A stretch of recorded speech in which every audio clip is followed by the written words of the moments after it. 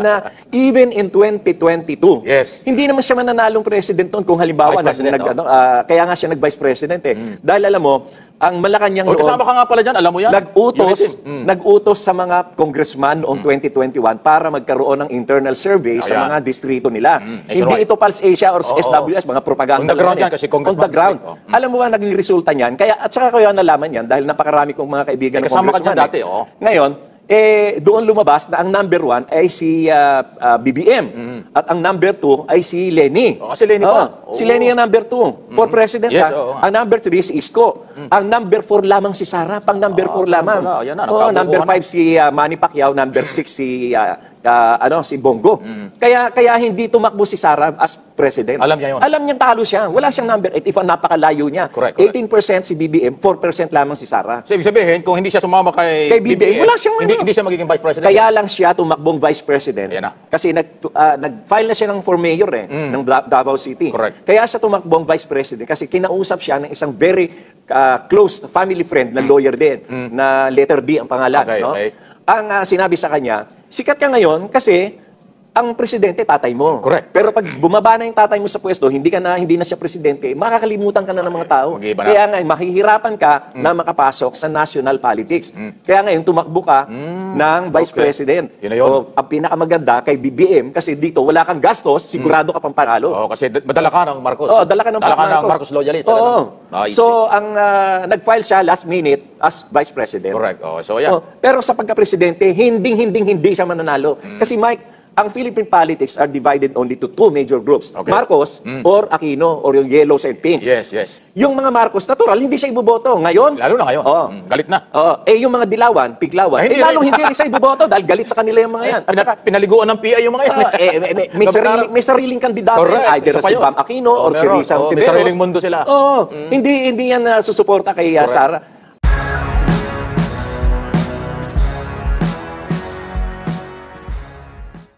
Ito na po yung aking binabanggit kanina na ating pong makakasama ng live at naku, alam mo yung trabaho niya kaya ho napakahalaga ng oras niya dahil hindi naman kaila sa atin. Nakatutok siya dun sa level ng mga mamamayang nangangailangan ng pagmamahal at kalinga mula sa Office of the President. Kaya nga yan ang kanyang hawak, yung kahirapan at hindi naman natin makakaila, hindi naman tayo pwedeng magplastikan. Meron pa talaga na mahihirap na Pilipino dahil kahit naman sa bansa may mahirap. Kalaban nyo, mayamang bansa tulad sa Canada, sa Amerika, walang mahirap. Hindi marami din pinapakain doon sa downtown, nakapila ng almusal at tanghalian. Ang laking tao. Dito sa atin, marami pa rin ganyan. Pero hindi maiwasan yan. Tinutukoy ko po si Secretary Larry Gadon at actually hindi lang yung kanyang trabaho ang ating pag-uusapan dito. Pero unahin ko yun siyempre dahil ngayon bagong taon, 2025. Secretary, magandang umaga po. Magandang umaga, Mike, at maraming salamat at ako'y naimbitahan mo dito sa iyong napakagandang programa. Ay, salamat po. At karangalan namin na makasama ka namin. Pero alam nyo, hindi naman po bago. Si Secretary Gadon taga dito rin sa PTV4. Every Friday at ngayon nga, mamaya pag-usapan din natin siya. Meron siya yung kanyang oras na just ng bahagya na bagay sa inyo. Prime time sa ilalagay.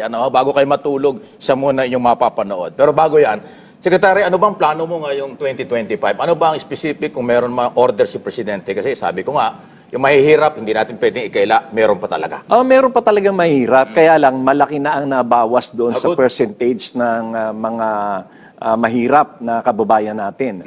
As a matter of fact, dahil gumanda ang ating ekonomiya under President Bongbong Marcos, ay nag-increase talaga ang ating employment rate. Ang latest na datos natin noong 2024 December ay 96.1% ang employment rate. This is the highest in 2 decades. Wow. 20 years. Yung ating ekonomiya ngayon ay mas mabuti pa ang kalagayan kumpara doon before pandemic.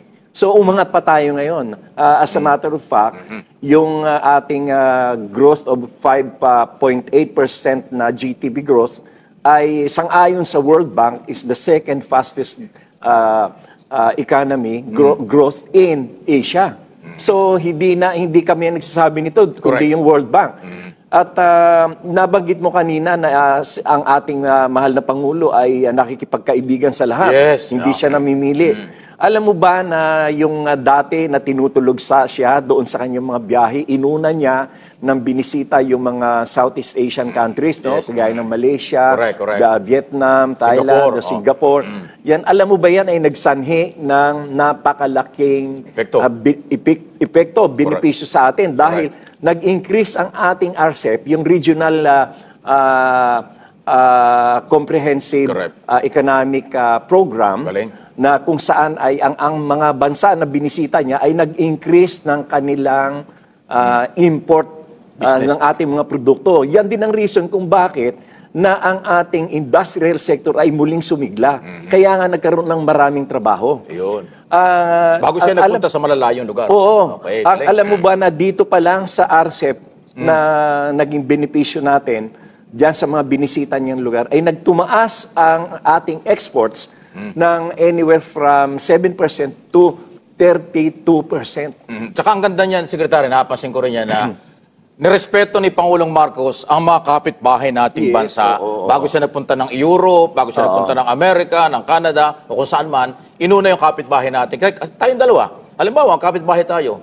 Pagka mas madalas ka doon sa kabilang baryo, magtatampo ka, pero ako hindi mo ako gaano pinupuntahan, di ba? Ito yung ginawa niya. So, kaya ang daling nakumbinsi na tayo tulungan at magnegosyo sila rin. Kaya nga ang ginawa ng mga bansa na yan ay in-increase nila yung kanilang pagbili ng mga produkto natin. Yes. Ang galing. Ano? So, yan ang dahilan kung bakit kahit na hindi lang yung World Bank, kahit nga si Secretary Recto sinasabi niyang papunta na tayo, naka-take off na talaga. At saka maganda itong nangyari na nawala tayo doon sa gray list. Correct. Yung FATF. Financial. Maganda niyan, papasok ang mga investments lalo. Naging problema kasi natin yan, yung proliferation of POGO during the time of former President Duterte, kung saan lumago yung mga POGO, na turn off dyan yung mga investors kasi nagkaroon ng malawakan na paglalabag doon sa AMLA. Kasi yun ang purpose mo niya. Sa buong mundo, nagkaroon po ng ganyang klaseng batas. Tayo gumawa rin. Sabihin, ganyang policy. Pero ngayon, ang latest nga dyan, tayo po ay inalis na. Ibig sabihin, ang Pilipinas ay tumino na. May pinagtitiwalaan na walang money laundering. Financial community, international financial community. Walang maduming pera na galing sa terorista, galing sa kung ano mang sindikato. Yun ang maganda, kaya positive. Tsaka yung kababasa ko lang balita, ang maraming bansa sa mundo, hinold ni President Trump yung USAID. Nakita mo tayo. Sa atin, hindi. Tayo, hindi pala sinama. Yung 336 million US dollars, ibibigay pa rin. Ibibigay pa rin yun. Iyak na naman dito ang kabilang bako. Lagi sinasabi nila, kakampi daw nila yun eh. Di ba? Anyway, Secretary, ganito, dahil itong lahat ng pinag-usapan na ito tungkol sa ekonomiya, positibo ito doon sa departamento mo o doon sa opisina mo dahil ikaw yung nakatutok sa mahihirap. Talagang ginagawa natin yan. As a matter of fact, Mike, napakahusay ng ating DSWD Secretary, si Rex Gatchalian. Yan ay talagang nakatutok yan. At dahil ang kanyang experience ay local executive, Mayor, dati. magaling siyang tumutok sa mga tao. In fact, nung huli namin pag-uusap, there are about 43,000 delisted from the 4-piece recipient. Kasi nga, nagkaroon na ng mga trabaho eh. Nagkapera na. Nagkapera na. Correct. At Mike, ang mismong Bankers Association ay nag-report ng increase ng savings ng mga tao. Tumaas ang kanilang income at ang kanilang savings. In fact, mapupuna mo yan sa mga negosyo na kumakalap ngayon. Correct. And mapupuna mo rin yan dahil na ang Motor Association of the Philippines ngayon ay kakaroon ng estimate na mga 40,000 vehicles ang mabibenta nila kada buwan. Kada buwan yan. Kasi nung 2024, ang average is 38,000 vehicles a month. At alam mo ba na dyan ay 28,000 ang commercial vehicles at 10,000 ang private cars. Ibig sabihin, kung 28,000 a month ang commercial vehicles mo, buhay na buhay ang industriya at ang may ikot komersyo. ang pera. May pera talaga. Yun ang positibo. Katuloy nga yung napakaganda. At saka yung, yung underemployment, yung mga employed pero kulang ang kita, ay nabawasan na ng about 40%. So talagang tumataas ang income Correct. ng mga tao. At saka We are now approaching the upper middle class income status. Pati nga yung mga binibigyan ng ayuda, naging professional na. Meron ng engineer Oo. Di ba? Meron na hong, hindi na kailangan ng ayuda. Oo. Tinulungan ng gobyerno, nag-aral, panalo. Oo. Nakapasa sa mga kung ano-anong exam ang pinagdaanan Oo. nila. Ngayon, Marami professional. ganyan. Marami Yun na nga napag-graduate ng Galing, ating galing. mga scholarship program. Hindi lang masyadong pinag-usapan ito dahil kasi yung iba puro fake news Speaking of fake news, Secretary, alam ko gigil ka rin dyan. Mukhang ngayon hinaharap na ng gobyerno ito. Mukhang hindi na ito palalampasin. Kumbaga sa puno na ang salop. Enough is enough. Enough Tama is na, enough. paninira sa 2 taon kalahati. Oo. Tama ba yung move ng Presidente? Tama yung move niya na italaga na Secretary si Jay Ruiz sapagkat sanay na sanay yan sa pagpabalita at talagang taga-media. Correct. At ganun din ay wini-welcome ko rin ang appointment ni Attorney Claire Castro na kahapon lamang ay kahapon noong isang araw ay nagbigay na ng sample. Matindi kahapon. Wala nang patumpik-tumpik. Matindi. Yan ang gusto ko. Yung talagang lumalaban ng pagbibigay ng katotohanan. Sapagkat napakaraming fake news na kinakalat itong Dami. itong ating mga kritiko. Oo. Sabi ko nga, description nga, 3-in-1 si Attorney Claire. Alam mo Oo. bakit? Broadcaster, lawyer, Vlogger. pagkatapos vlogger. Oo. Alam niya kung saan gagaling ang fake news. Kaya kahapon, tinukoy na niya. Tinukoy niya kahapon, Secretary. Tinukoy niya kahapon kung sinong pinanggagalingan. Yun din ang tinutukoy ni Secretary Bersamin. Secretary Bersamin, Sir, good morning, sabi ni Secretary, one man, fake news, factory. Oo. Iisang linya nung dalawa. Isang tinukoy. Itong isa, tinukoy talaga. Ang lupit. Talaga namang fake news yung pinapakalat niya. Unang-una, yung sinasabi niya na bangag at adik. Talaga namang saksakan ng fake news yan. Tsaka yung Marcelo, kahapon may bago na naman. Nako. Di naman pwede Alam mo yung ba Marcelo? si Presidente Bongbong Marcos walang galit-galit at walang puot sa naman. dibdib yan? Tsaka hindi kailangan ng Marcelo Sarap ng may demokrasya. Sabi niya kasi doon sa Cebu, maghanda na kayo, magiging diktador, gagayahin yung ama, magmamarsyalo. Yan, kaya sabi ng Secretary Bersamin fake news May magandang sinabi diyan si Senate President Chis Escudero. isa pa yan. Okay. Sinabi niya, taliwas ito sa sinasabi nila dati. Kasi ang sabi nila, weak president daw. Yun na nga. Tapos ngayon, sasabihin nila, with dictatorial tendencies daw. So, alin na nga, Oo nga, hindi talaga. Hindi ko nga alam kung kaya... At sabi pa nga ni Senator Delikado yan. Chis, hindi siya naniniwala dun sa mga sinasabi ni Duterte. Sila naman yata ang naniniwala dyan. Anyway, Secretary, ito na tayo. Alam ko init po nito yung impeachment. At marami ka rin nabanggit before, bago ka dumating ngayon dito, may mga statement ka before nga talagang tama at kailangan na ang trial. Kailangan na talaga ang trial. In fact, isa ako sa mga nananawagan kay Senate President Chis Escudero, na aking kaibigan at kapitbahay. Yun na nga na dapat ay magpatawag na ng special session para yun sa impeachment. Kasi hindi naman yan magtatagal dahil 6 grounds lamang ang pinadala ng House of Representatives. Yan sa 6 grounds na yan, kayang itakil yan in 1 week. Kasi ano na yan kumbaga sa recorded na yung mga pangyayari doon sa House of Representatives during the investigation on the Blue Ribbon Committee. At yan naman ay hindi na ipaliwanag ng mahusay ni Vice President Sara Duterte. In fact, ay ayaw niyang magpaliwanag. Dahil dyan, talagang hinug na yan para sa impeachment trial. At ako ay nakatitiyak na matatanggal siya dyan. Nakakatiyak ako. At kaya nga ako ay may isang panawagan pa sa kanya kay VP Sara na mag-resign na siya ngayon pa lang para hindi na siya mapahiya. At kung ninanais niyang tumakbo bilang president sa 2028, ina-advise ko na mag-resign siya ngayon sapagkat hindi siya makakatakbo sa 2028 pag na-impeach siya. Samantalang kung magre-resign siya ngayon, gustong-gusto ko siyang tumakbo. Alam mo, Mike? Gustong-gusto ko siyang tumakbo. Hindi ako umaasang na manalo siya. Dahil sigurado kung matatalo siya. Dahil na even in 2022, hindi naman siya mananalong president doon kung halimbawa, kaya nga siya nag-vice president Dahil alam mo, ang Malacanang O, kasama ka nga pala dyan, alam mo yan. nag-utos sa mga congressman noong 2021 para magkaroon ng internal survey sa Ayan. mga distrito nila. Hindi nationwide. ito Pulse Asia or SWS, mga propaganda On the ground lang yan, kasi congressman on the ground. district. Alam mo ba, naging resulta niyan? Kaya, at saka ko yan nalaman yan dahil napakarami kong mga kaibigan na kasama ka congressman. dyan dati, oo. Ngayon, doon lumabas na ang number 1 ay si BBM. At ang number 2 ay si Lenny. Si Lenny pa. Si Lenny ang number 2. For president, Yes, oo nga. ang number 3 si Isko. Ang number 4 lamang si Sara. Pang number 4 lamang. Yan na, nagkabuo number na. 5 si Manny Pacquiao. Number 6 si si Bongo. Kaya hindi tumakbo si Sara as president. Alam niya yun. Alam niyang talo siya. Wala siyang number 8 if napakalayo niya. Correct. 18% si BBM, 4% lamang si Sara. So, ibig sabihin, kung hindi siya sumama kay BBM, wala siyang hindi siya magiging vice president. Kaya lang siya tumakbong vice president. Ayan na. Kasi nag-file na siya for mayor ng Davao City. Correct. Kaya siya tumakbong vice president kasi kinausap siya ng isang very close family friend na lawyer din na letter B ang pangalan. Okay, no? okay.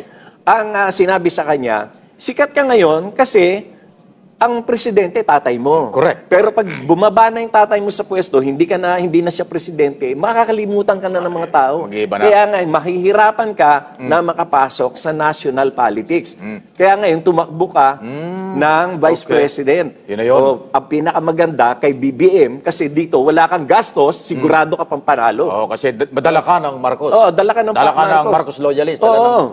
So, ang nag-file siya last minute as vice president. Correct. So, yan. Pero sa pagka-presidente, hindi siya mananalo. Kasi Mike, ang Philippine politics are divided only to 2 major groups. Okay. Marcos or Aquino or yung yellows and pinks. Yes. Yung mga Marcos, natural, hindi siya iboboto. Ngayon, Lalo na ngayon. Oo. Galit na. yung mga dilawan, piglawan, Ay, hindi lalong rin. hindi rin siya iboboto dahil galit sa kanila yung mga yan. At saka, Pinaliguan ng PI yung mga yan. may sariling kandidato Correct. yan. Either Isa pa si yun. Bam Aquino or si meron. Risa May Ontiveros. sariling mundo sila. Hindi yan susuporta kay Sara. Yun namang ibang partido, makikiayon lang yan sa administrasyon. Siyempre, Kasi siyempre. maghahangad yan na makapagpatakbo man lang ng 1 o 2 senatorial slots. Okay. So, saan pupulot ng boto si Sara? Wala talaga. Wala. Anyway, nakikipagpustahan ako kahit magkano. sa 2028. Hindi mananalo si Sara. Tapos na, no? Anyway, ganito, balikan ko lang, Sekretary, yung issue sa impeachment. Sabi mo, 6 or 7 yung article of impeachment. Ay, di ba pwede namang 1 o 2 lang ang mapatunayan? Pwedeng isa. Tanggal na. Hindi naman kailangan tapusin yung 6 na article. Doon lamang sa issue ng intelligence funds, confidential funds. Saan ka ba naman nakakita ng Mary Grace Piatos na binigyan mo ng 25 million? 25 million of people's money nang hindi niya maipaliwanag at peke yung tao. Dahil there are about 1,000 other fake names. 4,000. 4,000 na? Nako. Tapos sabi ng Philippine Statistics Authority, yung 1,000, Walang birth certificate. yung 1,200, double check nila, walang birth certificate, walang marriage contract, walang death certificate. So, ibig sabihin, multo. Hindi sila tao. Hindi tao. Nasaan yung pera? Yun ang mahirap ipaliwanag. May punto din yung ibang na humihiling ng impeachment kasi meron siyang ginastos na 125 million in 11 days. Oo nga, Pasko pa naman yun. Alam mo, kahit nga yung PNP, nagsasabi sila, hindi mo kami kaya. nga may nationwide na organization. Hindi mo- namin kayang hindi mo i-disburse kaya. ng 11 days yan. At saka Pasko yun eh. Wala namang, lahat ng tao may pera. Hindi mo kailangan bigyan ng pera yun pagka Pasko. nga, Kasi di ba, December 20 hanggang 31 yung usapan eh. At saka ba't ka magbibigay ng 25 million sa isang tao na peke pa? Si Kokoy Villamin. Meron pang Kokoy Yung pa. Million din yun. yun na nga eh. So, doon pa lang, makita mo, doon sa confidential fund, may problema talaga. Yan talaga betrayal of public trust yan. Doon sa issue naman ng ito, medyo iba naman ito, yung usapin ng ill-gotten wealth bank account. Medyo mabigat yan. Mabigat yan. Kasi hindi mo alam kung saan galing yung pera. Yan ay mapipilitan siya ipakita ng kanyang mga bank accounts, kagaya ng nangyari noon kay Bilarte. Oo. O tsaka yung kay Sal ni Corona nung araw. Hindi pwedeng itago yan pag may court order. Impeachment court order. Lalabas ng bangko. Kahit na nga hindi na pumunta sa bagay na dito pa lamang sa issue ng confidential sa intelligence funds tanggal na siya dyan eh. Sigurado. Ikaw, marami kang kaibigan sa Senado, lalo si Chis Escudero, Senate President. Kailan ba talaga sila kailan ba nila umpisahan? Alam mo, eto naman ay may Sige. mga usap-usapan lamang na nakikiusap yung ibang senador na wag na muna kasi electionist ako eh. Makampanya sila. Mawawalan ako ng boto eh. Ayun. oo. Hindi, pero kung pag magaling kang Senator Judge, ang gandang publicity niya. Oo, yun. Kasi Ang libre ganda. yan sa television, live sa TV, radyo, social media, di ba? Ang gandang publicity niya. Tingnan na lang natin at baka mahilot pa rin naman dahil sige. na parami na ng parami ang nagkaklamor Correct. for impeachment trial to proceed. So ngayon pa lang, ang tingin mo, guilty. Guilty talaga. Doon pa lang sa House, guilty na eh. Pagka ina-impeach na doon, oo. Kaya etong sa Senate ay formality na Ayan, lamang oo. yan. Sa bagay, mga kaibigan, alam naman natin, hindi naman fake news ito. Yung kasi mga prosecutor, hindi sila mahirapan dyan. Kasi sila yung nag-produce, sila yung nakadiscover, sila yung hinaras, sila yung nag-imbestiga, kaya nakita nila yung ebidensya. Mapakabigat nun, yung betrayal of public trust. dahil sa betrayal graft of corruption. public trust talaga. Mabigat yun. So, Hindi ko na nga kinukonsider yung grave threats yung pag-i-issue niya ng yung- pagpapatay kay Presidente. Pero masama rin yun. Hindi dapat masama rin yun. Mapapatay mo yung presidente, grabe ka naman. Yun- Alam mo sa ibang bansa, huli ka kagad dyan. Di ba nga yung teacher na nagsabi na papatayin niya si Duterte, kulong agad yun? Hindi, sa Amerika, noong kailan lang, masingit ko lang po. Doon sa Amerika, mayroong isang black yata yun na nag-post sa social media against Trump. Alam mo, hinuli siya, sabi niya, violence threat. Hinuli, kulong. Kulong. Dito sa atin, nagpe-press conference pa eh. Tinatawanan pa yung article of impeachment eh. Wala ko, kunwari, pero bakit sila nag-file ng Oo nga. petition sa Oo. Supreme Court PRO daw, for eh. Alam ko- prohibition and certiorari and with prohibition? Akala ko ba, baliwala yan. hindi ka takot. Tsaka akala ko handa pala sila magpetisyon para itigil o para pigilan. Hindi pala para Pero harapin. hindi mapipigilan yan kasi, Hindi.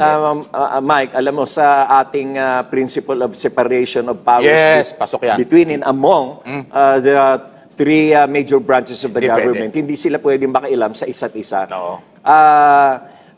Inherent power ng Congress yung impeachment, so hindi yan pwedeng pakialaman ng Supreme Court. Ang linaw-linaw ng impeachment process, Congress at Senado yan. Philippine Congress. Hindi Supreme Court. Ang Supreme Court, hindi nila gagawin niya kasi In baka fact, kung ako sa Supreme Court, I will not even issue a notice to explain. Oo nga. Mali pa nga yun eh. Dapat na totally ignore. Parang gano'n. Abangan natin, at saka, constitutional crisis yan, ha? Pagka pinakailaman nila ang trabaho ng Dapat ating yan, legislator. totally ignore nila yan. Ayan ang kailangan. Anyway, wala tayong masyadong oras, Secretary. Baka meron pa akong hindi na itatanong. Ano bang iyong mensahe? At sandali, meron akong naalalang isa. Di ba 25 ngayon, anniversary? Ikaw ba, may ba mensahe ka dyan sa 39 EDSA anniversary? Alam mo yung anong tingin mo EDSA? dyan? Yan, sige. Yung EDSA. Naalala ko lang. Ano na yan, dapat hindi na talaga Pahinga na. celebrate yan. Dahil na naging sanhi yan ng paghahati ng mga Pilipino. At naging sanhi din yan ng pagiging backward natin. Naging backward ang ating Philippine development ng 50 years dahil dyan. Hindi na asikaso yung ating public transport system, yung ating health system. Marami nabitin. Maraming nabitin dyan. Kaya wag na dapat inaalala yung February 25 na yan as a People's Revolution. Hindi totoong People's Revolution yan. Napakalalim na istorya niyan at kung bakit na pinatalsik si the late President Ferdinand Marcos Sr. ay dahil dun sa kanyang gustong maging independent talaga ang Pilipinas. Tsaka sayang, marami sinimulang Ang daming... walang nangyari. Walang nangyari. Ngayon lang natin na-appreciate na kinakailangan pala. pa. Alam mo ba na yung Pag-iwanan tayo, 7 lines of LRT, yan ay plano pa ni Presidente Presidente Marcos Sr. Ngayon lang In nagkaroon fact, ng... kauna-unahan tayong nagkaroon sa Southeast Asia ng rail system, ng light rail system. Siguro yung kung ating LRT1. Siguro kung hindi nga nawala ang dating Pangulo, baka kumpleto na sana yan. baka nakahabol na tayo sa yaman ng Singapore kasi kaibigan niya si Lee Kuan Yew, di ba? Hindi lang, mas mayaman sa natural resources kasi ng malaki Singapore. tayo. At saka mas malaki. Alam mo yung Singapore, ikasya lang sa isang probinsya natin. Hindi, Quezon City lang ang laki nun. Oo nga. Liit lang nun. Pero napakayaman. Good morning sa mga taga Singapore. Anyway, so maraming salamat, Secretary. Maraming salamat din, Mike, sa pag-iimbita dito sa iyong programa. At alam nyo, basta anytime meron lang mga gusto natin pag-usapan na pwede ka naman dito. By the way, bago tayo maghiwalay ngayon, meron yung bagong yung program mo, iba ng oras nga pala. Baka hanapin ka eh. Magiging Most likely, sa Friday evening na. Hindi gabi nga na. lang kami masyadong sure sa oras. It could be 7 or 8 p.m. Pero gabi na. Oh, gabi na. Oy, prime Oo. time yan. Bago kayo matulog, habang kayo naghahapunan. Tama-tama, ha? Yung Larry Gadon live. Ano, kakantahan mo sila? O ano Oh, ba? yung last portion, no, na pinapakanta natin yung ating mga guest Ayan, doon. maganda O yan. ako ang kumakanta. Para naman may konting Ayos, kailangan yan. Saka pinagkakalibangan. pagod sa trabaho, pag uwi, alas 7, alas 8 ng gabi, kailangan pamparelax. Ikaw yun. Ikaw yung hahanapin nila. Mga kaibigan, si Secretary Larry Gadon po, ayoko na iba pang mga paliwanag, kilalang-kilala naman nyo ito from day one hanggang sa huli. Marcos talaga ito, kahit anong mangyari. Secretary, salamat Yes, po. maraming salamat, Mike. Salamat Mabuhay po. ka. Mabuhay din kayo. ang Mike Abe Live. Thank you. Nako, kaya pala itong si Sara Duterte ay kumandidato na vice-presidente. Kasi nga alam niya malalaos ang kanilang pamilya pagkatapos na bumaba sa pwesto ang kanyang amang si Digong. Alam niyo sa totoo lang, parang ito nase-sense ko Parang alam niyo nahulog sa trap etong si PBBM. Bakit? Kasi hindi totoo na si Sara Duterte noon ay pwedeng maging presidente or pag kumandidatong presidente noong 2022 mananalo. Hindi. Malabo. Bakit? May Lacson. May Lacson noon. May Isko Moreno. May Leni pa. Diba? Kaya napakalabo nitong si Sara Duterte na manalo kasi kung hindi si PBBM ang nagpresidente noong 2022, sigurado ko iba ang ating presidente ngayon at hindi yan si Sara. Kasi eto lang po ang nangyari, parang nahulog sa trap etong sila PBBM dahil yung pala etong si Sara Duterte ay talagang mithiin na nito na maging vice-presidente. Nagkaroon noon ng mga pagbabago, 'di ba? Una nag-mayor, tapos una pa nga ang kakandidatong presidente si Bongo, tapos sumunod si Bato de la Rosa. Tapos susunod si Sara daw, pero si Sara umatras siya sa pagka-presidente. Si Nino Barsaga pa nga ang isa sa mga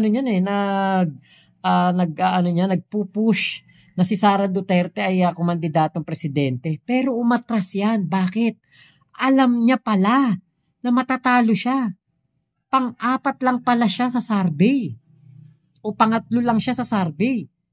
Nalaman pala niya na hindi siya mananalo.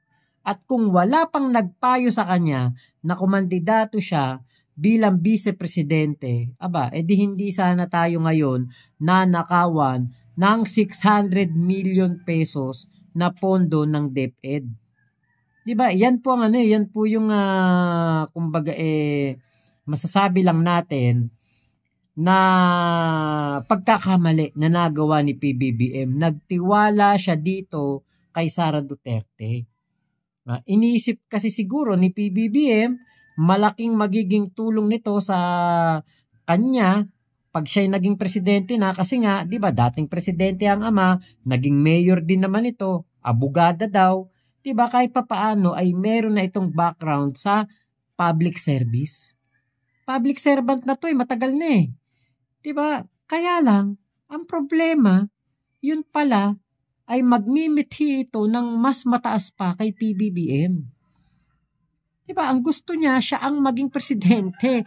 Gusto niyang i-bypass ang ating Pangulong Bongbong Marcos. Diyan lang natin masisisi itong si PBBM. Actually, maraming ang loyalista ang nakikita ko na nagko-comment sa mga video natin na sinasabi nga nila, sa totoo lang, kung hindi daw yan katandem ni PBBM, hindi naman daw nila yan iboboto. Di ba, alam nyo, ngayon ko lang na pagtanto, ngayon ko lang nalaman din na tama yung hinala ko dati. Etong si Sara, alam niya na hindi siya mananalong presidente at nakumpirma yan ni Secretary Larry Gadon. Isa pa sa tinalakay dyan ni Sir Mike Abe at ni Attorney Larry Gadon. Gumanda na ang imahe ng ating bansa. Bakit tinanggal na tayo sa gray list? Kasi wala ng pera na galing sa mga illegal ang pumapasok sa ating bansa. So mas pagkakatiwalaan na po tayo ng ating mga kaalyado at ng ating mga kaibigang nasyon. Diba? Yung napakaganda ng ginagawa ng ating Pangulong Bongbong Marcos. Nung panahon ni Digong, nako, hindi tayo pwedeng mawala dyan. Bakit? Aba, si Alice Go lang yung tatay lang niyan, napakaraming na money laundering niyan papasok dito sa ating bansa. Napakaraming pera ng mga tsekwa ang dumating dito sa ating bansa dahil po diyan sa Pogo. Diba, imagine niyo ang mga property po ng mga tsekwa at ng mga Pogo operator. Naku po, bilyon-bilyon. Nakita niyo yung mga sports car na nahuli nung mga nakaraang araw? Sa mga Pogo yan. Yung building na pinagawa ni Alice Go, nasa 6 na bilyon ang nagastos. Imagine niyo po yung ganong kalaking pera na galing sa masama, pumapasok dito sa ating bansa. Ngayon, wala na tayo sa gray list, magtitiwala na lalo ang ating mga ka-trade, ang ating mga trading partners, di ba? Ngayon, nabanggit din po diyan itong pagganda ng ekonomiya ng ating bansa. Pataas ng pataas ang ating ekonomiya, paganda ng paganda ang ating ekonomiya. Ngayon, ang ginagawa ni Digong, sinisiraan niya lalo ang ating Pangulong Bongbong Marcos. Bakit? Sinabi nito na si PBBM ay magdedeklara daw po ng martial law. So, syempre, nakikita ni Digong, imposible namang hindi niya nababalitaan na gumaganda ang ating ekonomiya. Syempre, kailangan niyang kontrahin yan.